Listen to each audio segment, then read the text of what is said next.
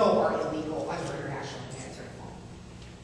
Very, very importantly for our purposes, and probably, I don't know where all of your duty stations are, but I would guess in the vast majority of them this is an issue, non-state actors.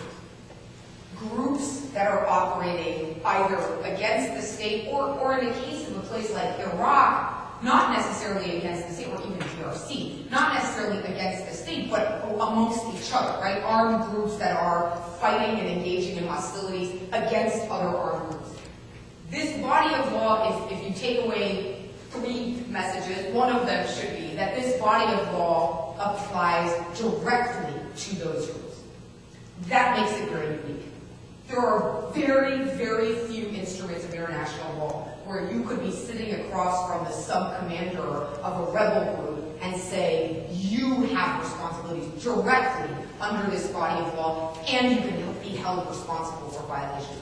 Or you, on the other side, you should comply with this body of law because you want to show what a good rebel sub-commander you are.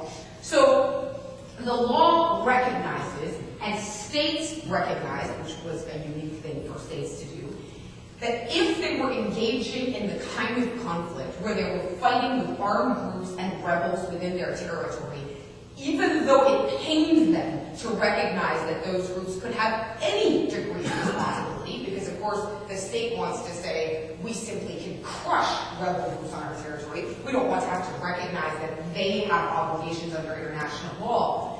There was a recognition that in order to protect civilians, in order to provide some baseline of protection for humanitarian assistance, they needed to recognize that armed groups independently had obligations under the law. I'll talk more about it as we go on, but I just wanted to underscore that point, that this is something that is absent in human rights principles and many other concepts that you'll hear about, that you have direct obligations. And finally, the UN.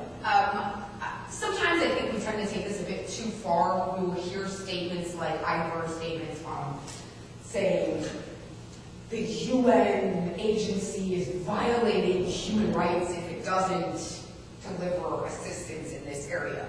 Or the United Nations, under international law, has an obligation to protect the civilians in this territory.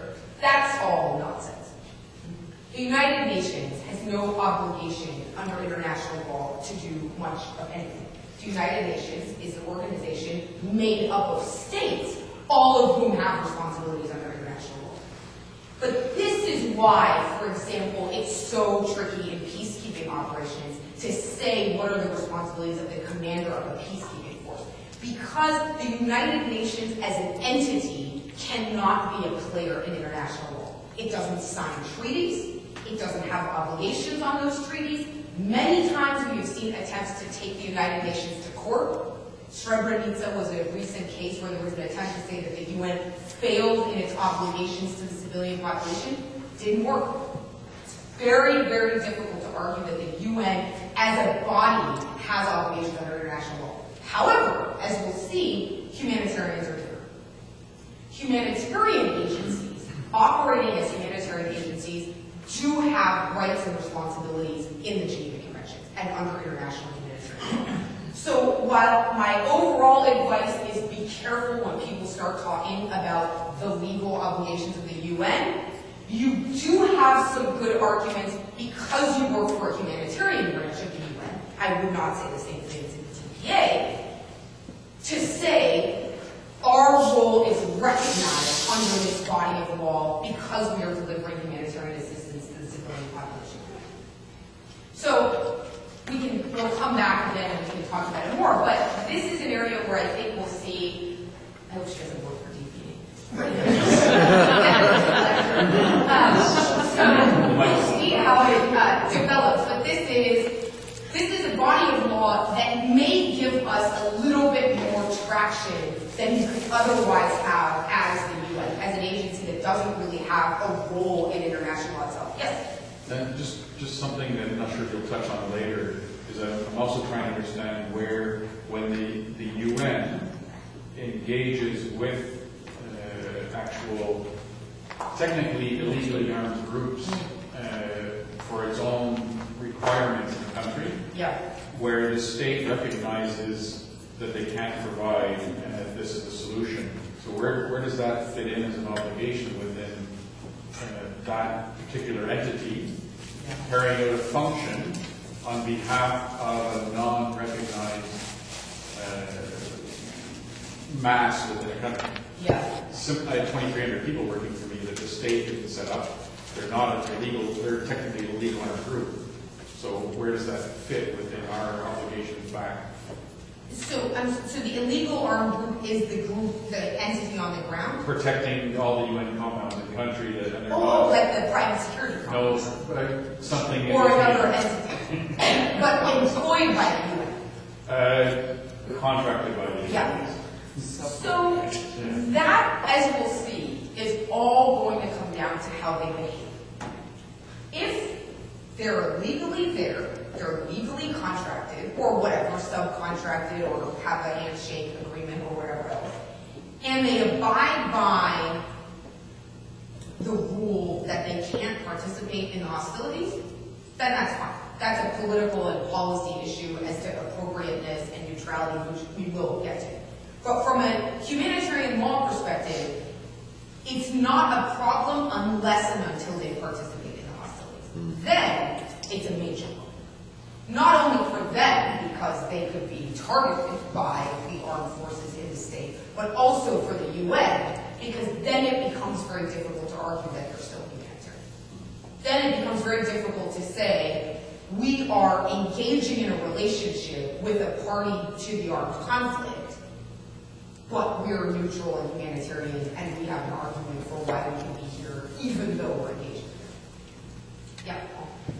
On this issue that IHL has not received the same sort of challenges that human rights law has, be culturally biased, etc., and in relation to this non-state actor being covered, there is, I think now, this concept going around, including within Islamist groups, that it comes with total warfare. And I think it started with some Chinese military advisors saying the actual context of state-to-state conflict and all these laws made sense when they were equal players. Yeah. And now it's impossible to fight against any one of these large military. The only way to do it is to break all the rules and have total warfare, whatever it takes, because it's uneven.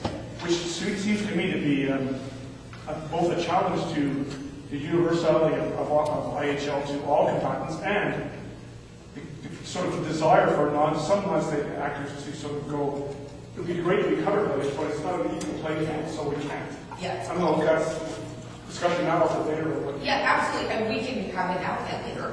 So first, I'm very glad that you challenged me on that. It's very common for people that give introductory lectures on IHL to say, there's no challenge to the universality of IHL, wonderful, we're so happy, let's move on to the rules. Of course there's a challenge.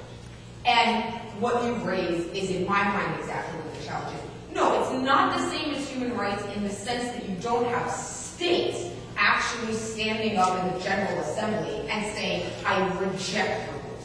I absolutely refuse to sign this treaty. The Geneva Conventions are the most universally ratified treaty. CRC is close. If the U.S. can get on board. It's very, very universally accepted. Human rights law, we know there are states that are openly willing to challenge the law itself. But I absolutely agree with you that it's a little hard to take seriously the argument that IHL's universality is not challenged when we see what we see in terms of some of the debates and the discourse going on around these rules. I would never say that the fact that rules are violated means they're not universal, because of course we know there's plenty of rules that are traffic laws are violated all the time, and yet none of us says traffic law doesn't exist or it's not legitimate. But I think, yes, we have definitely seen in recent decades, I would say, an argument by armed groups that the asymmetry of warfare means that the only way to successfully fight the state is to break the very rules that are supposed to regulate even their conduct. I think most of us would acknowledge that it's not a bad argument from a purely rational perspective, right? If you are faced with armored vehicles, very strongly protected checkpoints, and a massive air force against you, it makes sense to go after soft targets. From a purely tactical perspective, it makes sense